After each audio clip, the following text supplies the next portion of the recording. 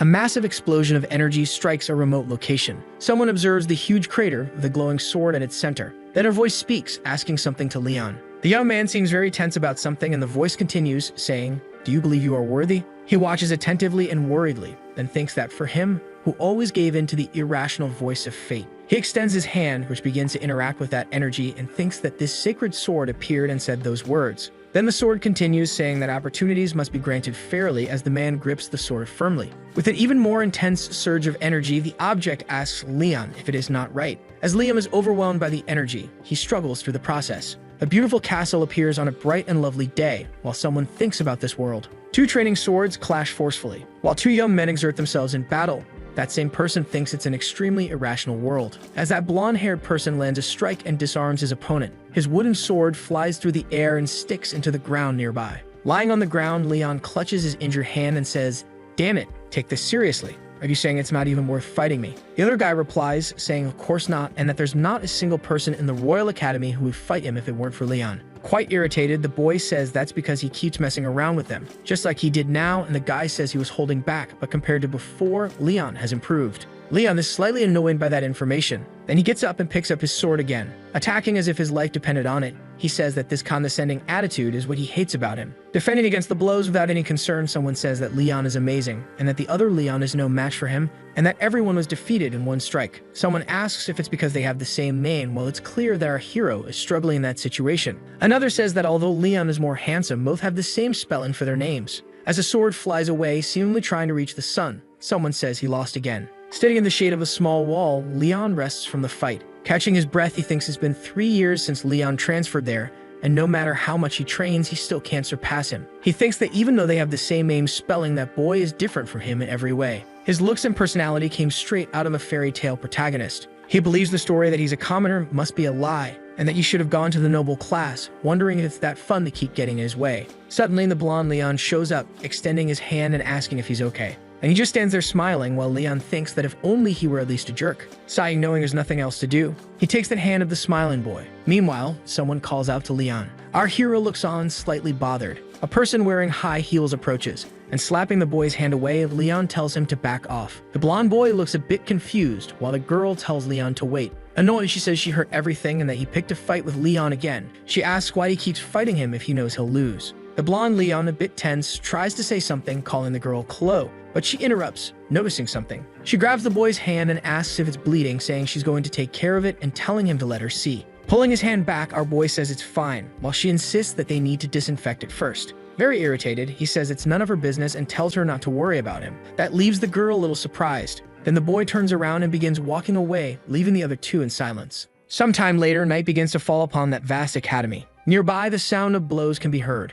As night fully settles in, Leon is still there, beating on that tree trunk. Frustrated, he strikes it while thinking that if only he were blonde or at least had some kind of family support. Or if he at least had a master on the same level as that guy or noble blood, he wonders if anything would have been different. Landing a strong hit, his training sword snaps. He stands there, irritated, staring at what just happened, thinking that in the end, all he has is effort. What? In that irrational world, there are many barriers that can't be overcome with effort alone. He reflects for a moment and realizes today is Leon's birthday, and that they must be throwing a grand party for the pride of the Royal Academy. He throws the remains of his sword aside, and collapsing under a tree, he wonders whether he should give it his all until tomorrow. He thinks he already spent 3 years of his life there, so it would just be one more day. Rolling onto his side, he holds his head, and deeply upset, he begins to cry, wondering why he even has to give up. And if everything is decided from the start, then what's the point of effort? He then sits beneath that massive moon and says, "Oh goddess." Shouting, he asks what the meaning is behind his effort and his life. And he just sits there, staring at the shining moon in the silence of the night.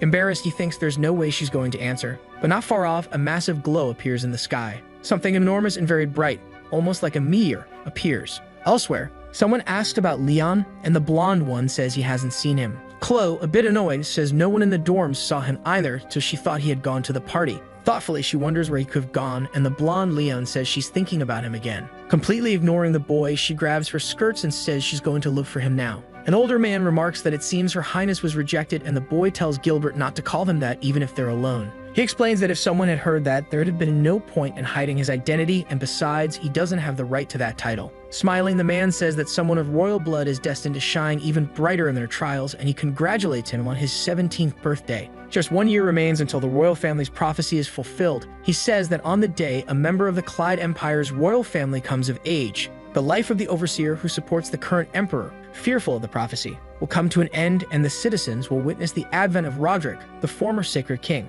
Leon asks the old man if he means the great hero from 300 years ago and says that the man's expectations are pretty high for him. Pensive, the man says that he'll find out next year, but until then, Chloe, who has a special talent and is already learning 4th level magic, and Leon, a hardworking man whose mental strength surpasses anyone else's. He wishes to have both of them at his side, and the old man says prophecy. On the day a man who bears the name of a lion reaches adulthood, a sword that destroys evil will descend from the heavens. In the middle of that massive crater, a sword glows with power. Leon looks at it, very tense, thinking it's a sword. Gazing at that beautiful weapon, he wonders if it fell from the sky. The weapon speaks to him, telling him to rise, leaving our hero a bit worried. Looking around nervously, he asks who's there, and the sword asks if it's not right in front of him. Confirming his suspicions, he looks tensely at the weapon. He thinks it's such a bizarre situation. This sword shines as brightly as the sun itself and speaks as if it were human. He wonders if it could be a holy sword, and out of nowhere the sword replies, "That's right," adding that Leon was the one who summoned it there. Startled, he asks if he really summoned it.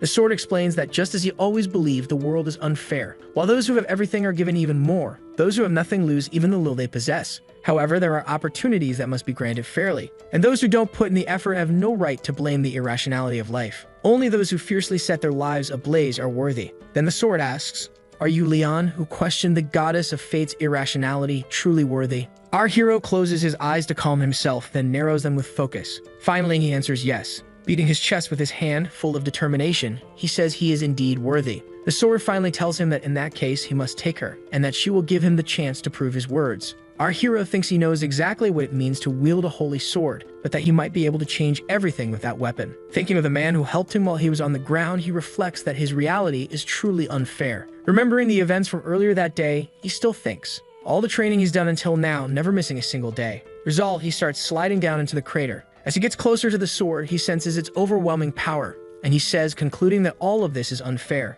That until now he's been judged regardless of his effort. He worked hard to destroy the unjust reality he couldn't accept. He doesn't want to turn his determination and effort into worthless trash, and the weapon asks him why then as he's standing before her. Leon replies that she asked him whether he was worthy or not, and he wants to prove his determination and effort, and that opportunities should be given in a fair manner. When our hero says, "All right then," the sword responds, "Good." And a massive surge of energy erupts behind him. As the sword glows, it says that he has proven his integrity, calling him a hero. Then, shining brightly, it tells him to pull her out now. Leon asks if by hero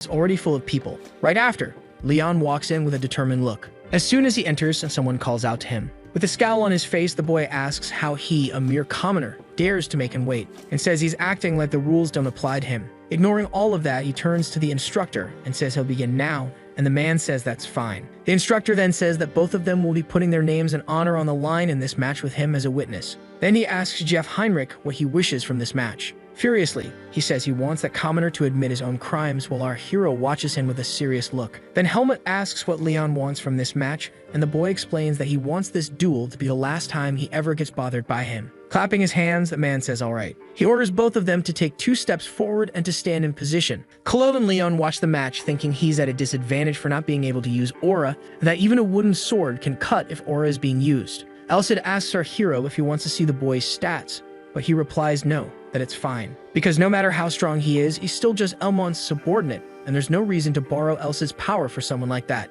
But out of nowhere, the boy rushes into the arena. Screaming, he charges our hero with his wooden sword. Leon thinks he's coming in with a diagonal slash from the upper right to the lower left, and thinks that since it's such an obvious move, he'll wait. That maybe it's actually a fake out. So he waits for the attack to come and watches the sword descending toward his head. Our hero wonders, this guy, why is he so slow? And with a swift counterattack, he dodges the boy's strike and hits him on the head. This greatly surprises the instructor, and it also scares the boy's friends. Even Chloe and blonde Leon are shocked by that move. Heinrich stands there frozen with a mark on his forehead, drooling and trembling slightly. A bit nervous, our hero looks back, wondering what that boy's deal is. And to his complete surprise, he collapses to the ground like a tree trunk, while Leon wonders if it really ended that fast. Groaning in pain on the ground, the boy struggles to say, "You." Getting up with great difficulty, he tells the boy not to think he won with that lucky shot, that he just made a mistake. Then, irritated, he says to go again, that he should fight him once more. The instructor says Jeff Heinrich lost and that he won't allow any unpleasant behavior,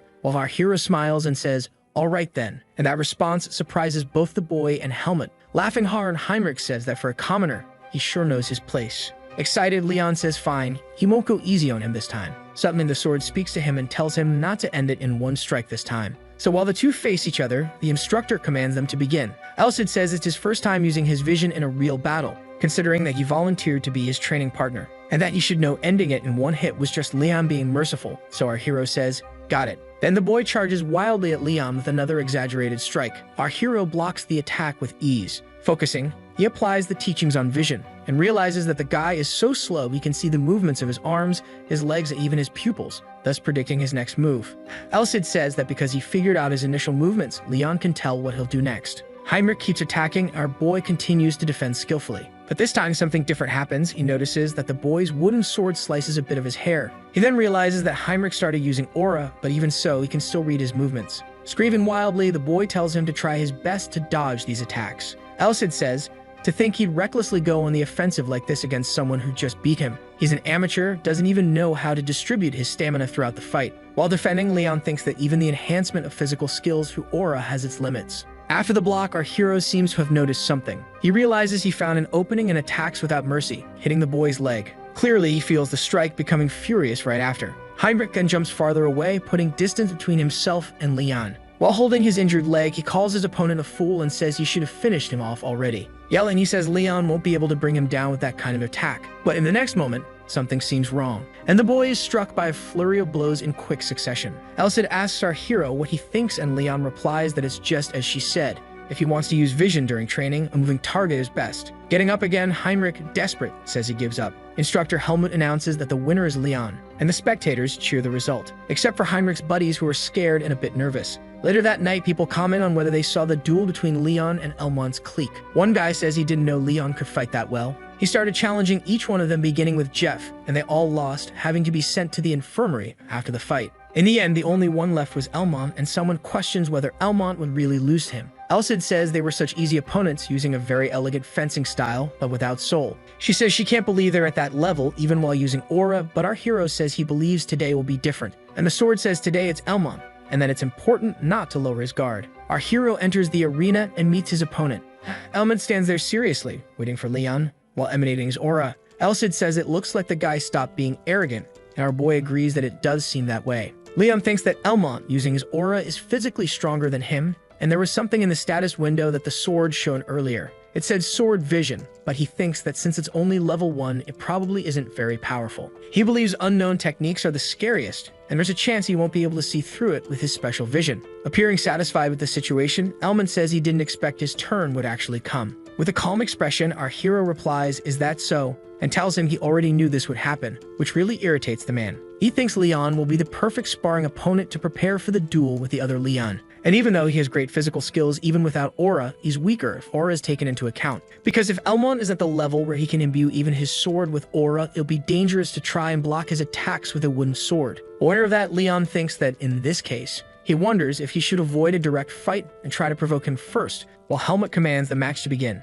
At that moment, an energy blast passes right by our hero's face, catching him completely off guard. A small cut appears on his cheek, and he wonders if that was sword energy. In the arena, Elmont points his aura-charged sword at our boy. Leon starts to think he might not be able to face him because the speed difference between them is enormous. His opponent gets into stance using his frightening aura. Our hero thinks that although he's a scumbag, he's still a direct descendant of a count's family. Smiling, the boy says it's no wonder the others lost. He says he would have trampled him if he were just an arrogant commoner, but it's a different story if he's someone worth recruiting. And that if he considers joining him right now, he can forget about the trivial feelings between them, but it seems like something is quickly approaching him. Dodging by a hair, our boy's sword brushes past his face. Once again, the opponent's reposition in the arena, and a cut appears on Elmont's cheek, while he, irritated, says, "You." Now furious, he shouts that Leon is arrogant, and it's only because he picked up a few useless skills. Smiling, our hero asks, "Is that so?" And Elsid, offended, repeats, "Useless skills." Then she calls out to Leon, who replies, "Yes,"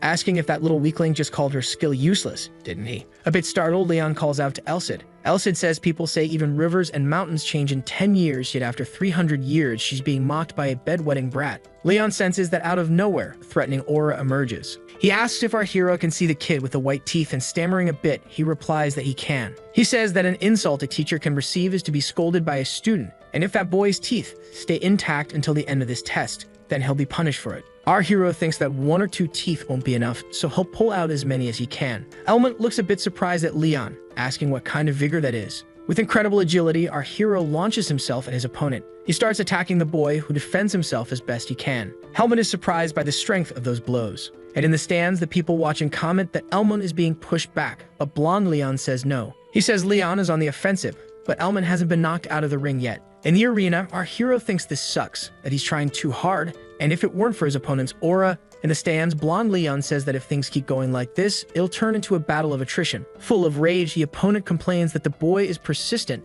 and that he should have stayed in the last inconvenient spot, lying on the ground. Ready to keep going, the boy replies that the other should look at who's talking. He prepares to compensate for his lack of strength and speed with Roderick's vision. This power allows him to anticipate the opponent's actions, and Leon believes that if he can see the attack just a little faster, he'll be able to make up for his disadvantage. He needs to read movements much more precisely, more quickly, and more broadly too, until something happens to the opponent in front of him. What madness! It's like they're fighting underwater. Our hero seems to block an attack, moving nearly at the speed of light, and positions himself in a mirrored stance to the other. Excited, the boy realizes his plan is working. Even angrier, Elmont curses at him, asking if he really can't use aura. The examiner still doesn't detect any aura from the hero, but still can't believe he managed to push his opponent back this far. Now with a wicked smile, the other says he can't believe he's being forced to use something against the boy. Feeling quite uneasy, Leon becomes suspicious of what it could be. Elmont activates a power around his body and weapon, and the boy thinks it's arcane fencing. He's annoyed because his enemy can do all sorts of things with the sword: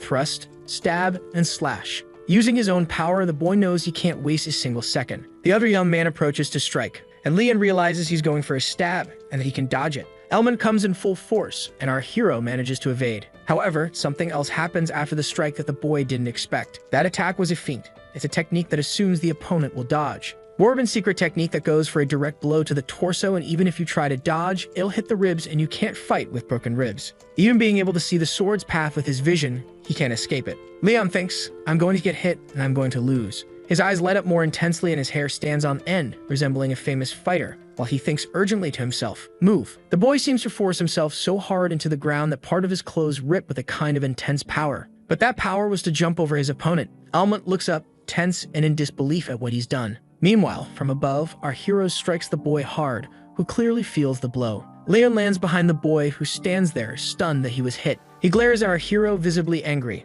and someone comments that he only hit the left arm and wonders if, since it's one arm versus two, that wouldn't be a disadvantage for Elmont. Blonde Leon tells Chloe to forget the injured arm because he's sure the real danger is the shock from the Bourbon family's arcane fencing failing. Elmont thinks not yet, and that he'll gain the advantage from having both hands for a frontal strike. And when he does, the durability of the wooden sword will reach its limit because of his aura-powered attacks. So he decides to break Leon's sword to win. Charging our hero, he shouts that Leon has been dancing in his palm the whole time and calls him a commoner. And with an upward strike, Leon lands a direct hit, disarming the boy. Elmont seems to not really understand what just happened. But in the next moment, he takes a heavy blow to the mouth, spitting upward. With that powerful attack, his teeth fly in all directions. In the audience, everyone seems to celebrate the fight, and Chloe looks very happy for her friend. Then Helmut, quite satisfied, declares Leon the winner. A little later, Elcid says it was a great job by her disciple, since he was defeated by a useless technique, and now he'll choose his words more carefully. Liam wonders if his character will improve after being defeated just once, and that it should be fine since they made an oath about the duel's winner. But Elcid says that instead, she was actually very surprised, leaving our hero confused. She explains that he just opened the door to acceleration, and that he's progressing much faster than she expected. Not really understanding, Leon asks, "Acceleration?" Picking up teeth from the floor, Helmut thinks that he definitely knocked out quite a few. Sometime later, our hero walks through the halls, massaging his shoulder. Meanwhile, he asks Elcid if acceleration was what he did when dodging Elmont's arcane fencing. She explains by asking if he knows that there are moments when the human body moves slower than the mind, and that, especially in a state of acceleration, a reflex can be faster than conscious thought, and it has nothing to do with actual speed. So in that case, she asks how Leon thinks trained swordsmen move so fast. Our hero replies that it's because they learn to use aura, and Elcid says he's only partially right, because if you don't use aura, your body won't be able to withstand its own power. So normally only a few people are able to learn acceleration after they've learned aura. But she says Leon used acceleration even before starting to use aura, and he only used it in his legs. Even if it was an incomplete execution, it was still very impressive. That means he instinctively surpassed his limits through sheer willpower. Smiling, our hero says, "Huh, wait a minute." He asks if Elcid didn't say his body wouldn't handle the power, but that he feels perfectly fine, and wonders if it's because the execution was incomplete. The sword says it's something like that, and if he had used it across his whole body, his insides would have been turned inside out. Leon, now worried, asks if that isn't a little dangerous. Elcid then says that it must be time, and that he should take care of his body for now. So our hero asks what she's talking about. He questions what time, and out of nowhere, he takes heavy damage from the side effect of acceleration. The sword says, "What else? Of course it's muscle pain." And she adds that he should be grateful he's only experiencing it after using acceleration, and warns him not to use it again until he learns aura, or else he'll die. Feeling the pain intensely, our hero says he knows that too. Another day there at the academy, our hero walks through the campus among the students. Some girls murmur something as he passes by, and everyone seems to be whispering things about Leon. Some say they heard he was experimented on and fed elixirs. Another says he hides his true identity and is his secret weapon from the palace. Then he bumps into the group of friends he beat up, concluding that those guys must have spread plenty of rumors about him. Elcid says they'll show up with all kinds of excuses for having lost, and questions the noble's pride. But Leon says that if they had any, they wouldn't have come to him. So the sword says that's a fair point, while our hero seems to spot something. And in front of him appears Chloe with a gentle look. Then the girl says, "Hi, Leon." A bit surprised, our hero says, "Chloe." Then sometime later, outside the building, smiling, he asks how she's doing, and if she's not supposed to be in alchemy class right now, and asks if she's skipping class. Chloe calls him an idiot and asks why she would skip class, then says the teacher was sick and there was no class, and asks if he really thinks she'd do that just to meet him. Then she goes silent and smiles. Leaning on a chair, she says something has changed, and our hero is confused. Then she asks if he's been avoiding talking to her lately. And out of nowhere, he started fighting a bunch of nobles. She asks him if he has any idea how worried she and Leon were. This surprises our Leon. He lowers his head, thoughtful. And while getting scolded, he thinks about how much time has passed for him to be able to talk to her in such a comfortable and open way. Then he thinks, that's it. Now I think I understand. How he felt about her. How jealous he was that Leon got to be by her side. He felt overwhelmed by his own inferiority complex, thinking he had nothing special. He thinks he hated this world where he wasn't rewarded for his hard work, and blamed himself for it. He remembers when the sword appeared, when he faced it, saying that in that case, it would give him the chance to prove what he'd said. Chloe says that after those fights, his name is on everyone's lips at the school, and there are even rumors that he only improved because he randomly picked up a magic sword. Then the girl looks at him for a moment, and our hero is crying. She's a bit surprised and tense about the situation, and she tries to soften it by asking why he's crying all of a sudden, saying those are just rumors, and that the part about the sword probably went too far. Leon explains that it's nothing like a magic sword. Chloe keeps looking at him, worried. She thinks that even though Elcid speaks rudely and has a terrible personality, she picked him up when he was at rock bottom. Meanwhile, that man was eating a little cookie, and said, "What, Leon, you little brat, I had already apologized since the mood seemed nice." Elcid wonders why he suddenly grew, even just a little. Then Leon thinks that if a hero is someone who saves the world, then his hero is Elcid. So he decides that he'll become a hero just as capable, as the wielder of the sacred sword, and surpass Elcid's expectations. Chloe keeps looking at him without really understanding. That man says he doesn't quite get it. He was just talking to a girl, and suddenly he's grown a bit more. He wonders if that's something he, someone who's been perfect since birth, should understand. And the sword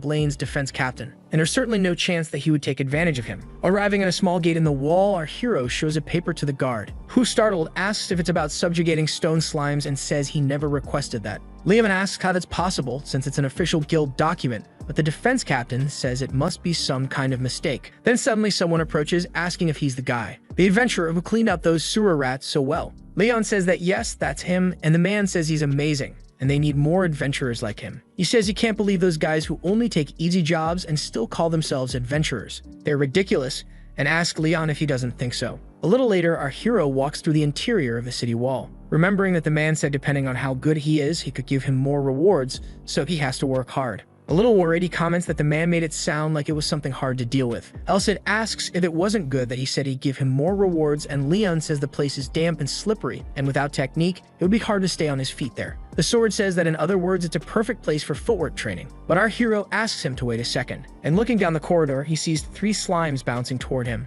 Our hero asks if there are 3 of them, and Elsid impatiently tells him to use his vision. He explains that if they were like regular slimes, adventurers wouldn't avoid them, so the boy agrees. And suddenly a stone appears very close to his face, barely giving him time to dodge. That stone, thrown with force, sticks into the wall, and he wonders if it was a rock. Frightened, he asks where it came from, and Elsid tells him to look in front of him. Then a slime comes at him. Defending almost instinctively, he blocks that slime with his sword, but feels his weapon being pushed back. Surprised, he wonders if that's why they're called rocky slimes. Elsid says the boy probably already knows, but the slime's weakness is its core, and that if he destroys that core, which is right at its center, he'll be able to destroy the slime entirely, no matter what type of ability it has. But there's more to it. Our hero realizes it has countless stone fragments within it, multiple layers of armor protecting the core for a monster that was definitely well designed. Elsid says it's no wonder adventurers want to avoid them. Blunt weapons would work well at penetrating a slime's defense, whereas swords and bows could easily cut or pierce them, but they use stone fragments to compensate for their weaknesses.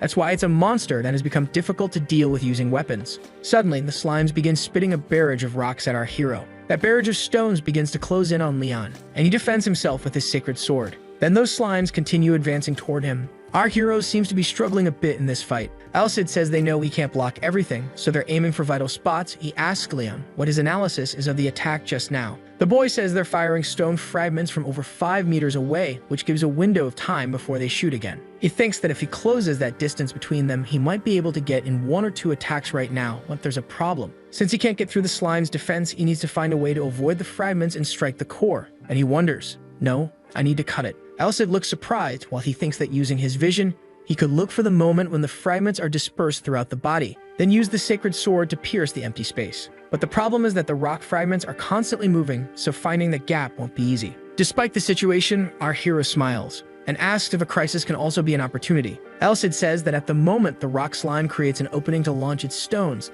the flow of its mucus must also stop for an instant. So based on his abilities, there's no better time to precisely destroy the core. Leon asks if he thought all of that through when choosing the stone slime, and the sword says of course. Determined, our hero says then all right, and that he'll give it a shot. Then wielding his sacred weapon, he charges at the creatures. Getting closer, he activates his trained vision, and in a single strike, he slices through one of the creatures, shattering his core completely. He realizes that if he misses the timing even for a moment, he himself will get hit. Elsid says that since they detect what's around them through vibrations, he needs to reduce surface pressure while moving. The slimes keep attacking and hurling rocks at our boy. The sword says that this is definitely doable with his footwork technique, and as he approaches, our hero keeps dodging the monster's attacks. Excited, he thinks he can pull this off, and just like Elsid said, it's possible if he uses his movement technique. But something unexpected happens, and our hero slips while thinking, what? Looking to the side, he sees that mass of rocks flying toward him. Then he focuses and begins using his skills. With effort, he gets back on his feet, just in time to dodge the barrage of rocks speeding past him.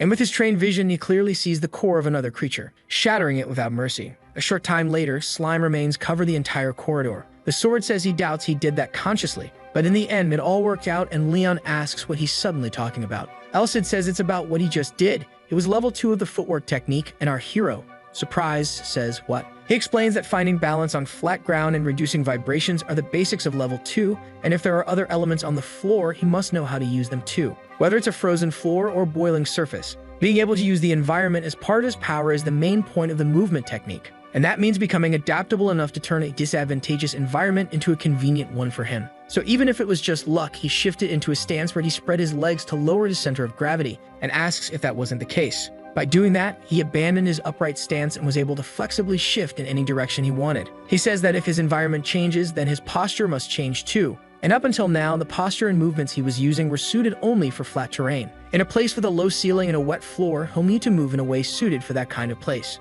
Leon says a lower stance definitely allows for more comfortable movement, and Elsa asks if his training isn't going better with actual practice. Then our hero says he's a demonic sword, and Elsa, incredulous, asks, "What the hell?" Leon thinks this is only level 2, and he can't believe this is the beginner standard. The sword says that now that he thinks about it, he shouldn't be dodging the attacks even if he's gotten a bit more used to the footwork technique, and that surprises our hero. Elsa asks if he'll die from getting hit by just a pebble, and that it's better to practice taking less damage so he can use it in a real battle. He explains that he'll need to use his body to take the hits he's been trying his hardest to block and failing, and that he shouldn't just rely on bursts. If he finds the perfect timing, he'll be able to slice through them, and he can't use bursts if there are 2 or fewer of them. Annoyed, Leon tells this demonic sword to just go ahead and ask him to die already, and it replies that it's all for his own good. If he gets too comfortable in battle now, it'll be harder later. Leon says he's not even comfortable yet, so why is he asking for all this? And the sword says that by his standards, Leon is already comfortable, and adds that in his day, some people observe the entrance to the inner part of the city walls. The guard says it's the 3rd week now and asks what time you went in.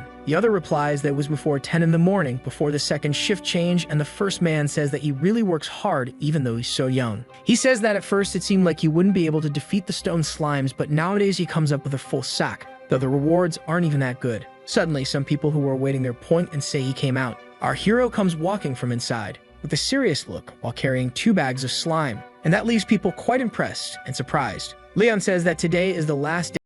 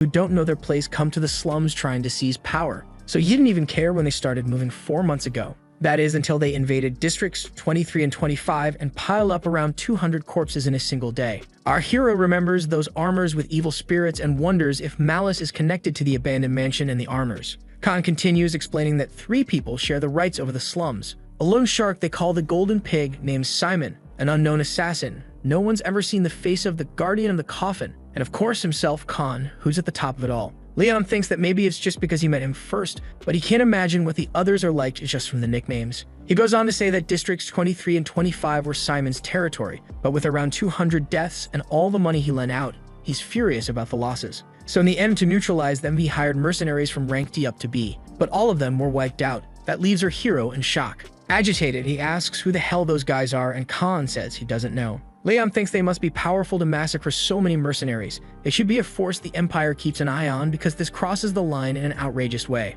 And that if he takes Khan's story into account, the large number of phantom armors in that mansion makes sense. Khan says that everyone who tried to find out is dead, except for himself. He says the damn pig is so scared he does nothing, and the coffin keeper must be just watching, along with his own goons avoiding a serious war. He adds that he's sure they would complain if he hadn't gone with them himself, and that he understands, but Leon asks if the situation basically became one of non-aggression, and Khan says it's extremely frustrating but true. He says that's why he called him the adventurer who only seeks fame, and that after the test he was certain he has a tendency to run toward danger instead of away from it, and with that courage, he was sure Leon wouldn't say no. Leon says that from what he's saying, it sounds like he wants him to act like a hired assassin, and yeah, to betray the guild while using him. Khan, satisfied, says he's smart, and it'd be great to have a lackey like him instead of the idiots he has, but Leon says he's sorry, he doesn't like gangs. Our hero thinks that in short, he doesn't want to lose power to those dangerous bastards and wants to use him to borrow external strength. Leon thinks malice is a much bigger problem right now, but this man could become an even greater threat someday. Our hero says alright, but asks how he intends to get the guild to act. Then the man shows him some documents. Leon picks them up to read and is surprised by what he sees. Looking a bit further, he's shocked. He thinks the document Khan showed him was full of evidence of people in the slums being sacrificed by malice. Elsa is surprised too and says it's probably hundreds, but in the worst case scenario, it could be thousands. Our hero feels a strange wave of nausea, thinking that since these people live in a lawless zone, there's no way to really know what's happening. Elsa watches our hero and calls out to him, and he asks if the man can hand this over to the guild now, but Khan says no, that the guild's higher-ups are more hard-headed than he thinks. He says they would never believe something coming from such a suspicious source. Leon says that's why the man needs him. Khan confirms it and says he'll turn him into proof, enough to make the guild believe it's real, living, breathing proof. Our hero says that's shameless as hell, because it doesn't matter if he gives a living report or dies and becomes the proof, either way it serves him. Khan starts laughing uncontrollably and finally says so. He asks our hero if he's in. The young man calls Khan a shameless bastard, saying that for him it's fine whether he gives a living report or dies and becomes proof. It works either way. The boss asks if he's willing. With emphasis, slamming the table, Leon confirms. Thinking it's a shame, the boy admits it's not easy gathering info in the slums and he might still save hundreds of lives by agreeing to the request. Khan throws 2 objects onto the table, asking him to take them. When Leon asks what they are, the man replies that it's a dagger marked with his seal. Show that to anyone who tries to pick a fight with you and you'll see no one will dare attack you, except the coffin keeper, says the boss. Leon says the thing gives him the creeps and hands the weapon back, which the man doesn't like, cursing at him. The leader explains that in the bag there are magical scrolls to be used if necessary or sold if he prefers. He finishes by saying to think of those resources as an advance payment. The young man prepares to ask a question. A flashback plays in his mind about the punch he didn't receive during the fight earlier. He asks if the man intended to stop that punch from the beginning. Khan coldly analyzes the question in silence. With a smile, he says yes. Night falls over the city. Back at the inn where he's staying. In his room, Leon seems deep in thought. The gang leader is the one responsible for leaving him in that state. The young man thinks about Khan the Fang and how absurdly strong he is.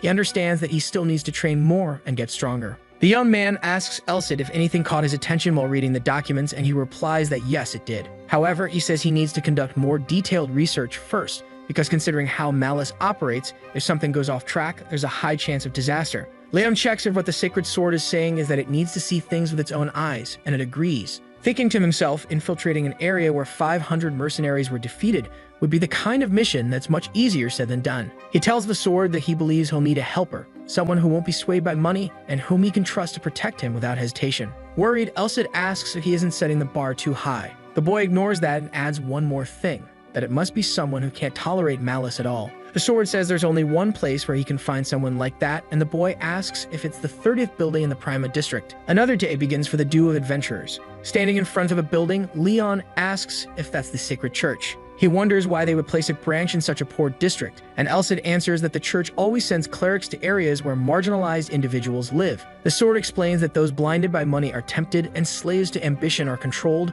but the clerics don't fit into any of that. They're proper and upright. Clerics follow their own faith and the teachings of the goddess, so they can't be swayed from the path. In other words, they won't fall for mere lies. Leon realizes that he has no choice. Even though he doesn't want to draw attention to himself as an inexperienced hero, he'll have to tell the truth. Even by revealing his identity, since the other person is a cleric, they won't tell anyone, as long as he asks them to keep it secret. He also notes that although everyone's clothing is shabby, their eyes are bright and carefree. They're not even trying to steal from one another, which proves they trust each other. The boy wonders if that's thanks to the sacred church branch, and what kind of person the bishop in charge must be. As he approaches the door, he knocks to call someone. A voice asks who's there, and Leon says he's an adventurer and has something to tell the bishop. A strange feeling begins to run through his body. His aura seems to shift in some way. His aura is reacting to the aura of the person on the other side of the door. Someone with pointed ears and long hair stands there. The man says he is the bishop in charge of that branch, and his name is Cesare. The two of them, surprised, wonder if the person standing before them is an elf. With hands covered in bruises, the bishop is sipping something warm. The leader of that branch smiles and says the boy must be surprised that the bishop is an elf, and Leon responds, not too quickly. The man admits it's not common to see an elf in his position, but the goddess loves all races equally, and he worships her with all his being. Now visibly startled, Leon hears that Cesare already knew of him because of his previous accomplishments. The water quality improved thanks to his efforts, and the number of people with stomach pain dropped significantly. He's sure the goddess is pleased, says the elf. Awkwardly, the boy responds that he feels honored. With a more serious tone, the bishop says, "You mentioned you had something to tell me." The boy prepares for what he came to do, and asks the other to take a look at these documents before anything else. The man takes them and begins analyzing them slowly, and his expression, which was gentle at first, now shows intense anger. Cesare says this is a problem the church must act on directly, and the response gets the boy excited. The elf points out that the source of the information, unfortunately, will be considered suspicious, and for that reason, the central parish will likely ask for someone trustworthy to investigate again. If handled that way, it will take too long to address the matter, and Leon agrees. The young man is looking for someone to investigate districts 23 and 25 with him, and asks if the bishop has anyone suitable to recommend. Apologetically, Cesare says that no one in that branch knows how to fight. The man explains that some have learned healing and support arts, but he doesn't think they would be much help on a mission like this. Feeling disheartened, the boy thinks to himself that this was his last option. With anger,